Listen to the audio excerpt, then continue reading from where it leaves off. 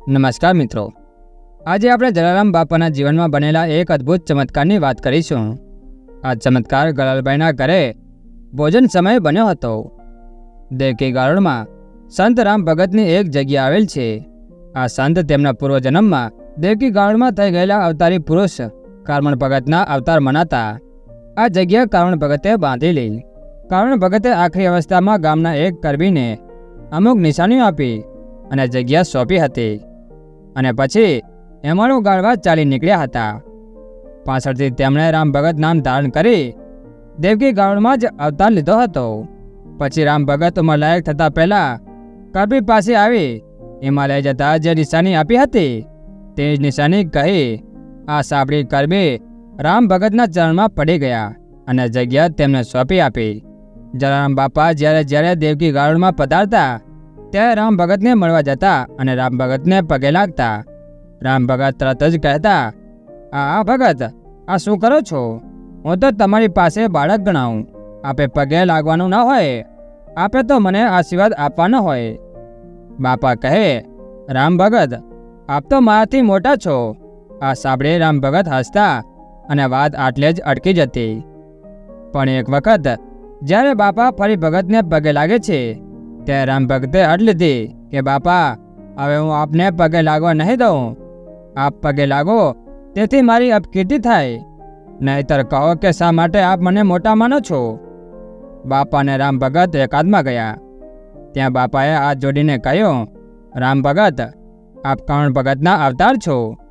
એમાળો ગાળી પછી રબારી કોમમાં આપે અવતાર લીધો છે અને રામ ભગત નામ ધારણ કર્યું છે. કારમણ ભગત, હવે કહો, મારાથી આપ મોટા ખરા કે નહીં?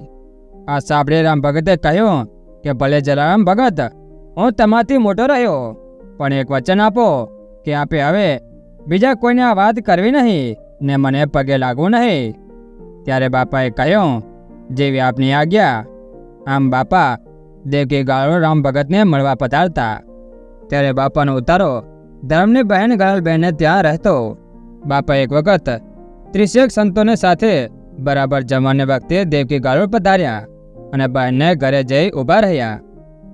ગલાલબહેને બાપાના મીઠડા લીધા અને ડોલીઓ પાથરી દીધો અને સાથે આવેલા સૌ સાધુઓને પ્રેમપૂર્વક બેસાડ્યા. જમવાનો વખત હતો એટલે બહેન પાછા રસોડામાં ગયા.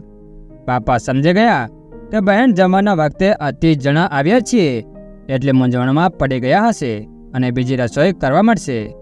બાપા પોતે રસોડામાં પધાર્યા અને કહ્યું, અરે ગલાલબહેન, આ શું કરો છો? ગલાલબહેન કહે, ભાઈ, સાચું કહું, આ અમારા 10-12 જણા માટે મીઠો ભાત કર્યો છે. તે તો તૈયાર છે, પણ તમને 30 જણાને ક્યાંથી પૂરો થાય એટલે બીજું આધાર મૂક્યું છે. આપ બેસો, થોડી વારમાં ભાત થઈ જશે. ત્યારે બાપાએ કહ્યું, બહેન, મને તમારા રાંધેલ ભાતનો ઠામ દેખાડો એટલે હું જોઈ લઉં કે ભાત તમને સૌને પૂરા થશે કે નહીં. બહેને તો ભાતનું ઠામ ઉગાડ્યું. ત્યાં તો બાપા બોલ્યા, અરે બહેન, આટલા ભાત થોડા, આ તો બધાને થઈ રહેશે. ઘીનો દીવો કરી સાથે ફાળ્યું ઢાંકી દો અને તમે મંડો પીરસવા. બાપા ઊભા રહ્યા અને ગલાલબહેન મંડ્યા પીરસવા અને સાધુએ માંડ્યું જમવા. ખૂબ જમ્યા. બહેને પણ તાણ કરીને જમાડ્યા. પછી કુટુંબના સૌ માણસો જમ્યા અને છેલ્લે ભાઈ બહેન સાથે બેસીને ખૂબ આનંદપૂર્વક જમ્યા. જમી લીધા પછી બહેને તપેલામાં જોયું તો ભાત હજુ પડ્યો છે. આ જોઈ બહેન તો બાપાના પગમાં પડી ગયા. અરે બહેન, તમે પગમાં પડો તો હું પાપમાં પડું. તમારા તો દુખણા લેવા જોઈએ. અરે મારા વીરા, આ તારો ચમત્કાર તો મેં આજે નજરો નજર જોયો અને મારા કુટુંબમાં પણ સૌએ જોયો, એટલે હું તો તમને મનુષ્ય કેવી રીતે માનું? તમે તો દેવી પુરુષ છો. ત્યારે બાપા બોલ્યા કે બહેન, એ તો ઠાકરની માયા છે. ઠાકર સૌને જમાડે છે. તે મારો વહાલો મારી લાજ રાખે છે.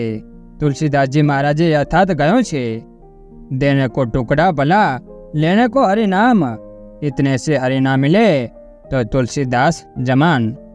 આજ પણ ગલાલબાના વંશજો એવા જ ભક્તિભાવથી બાપાને પૂજે છે. તો બોલો મિત્રો, જય જલારામ બાપા.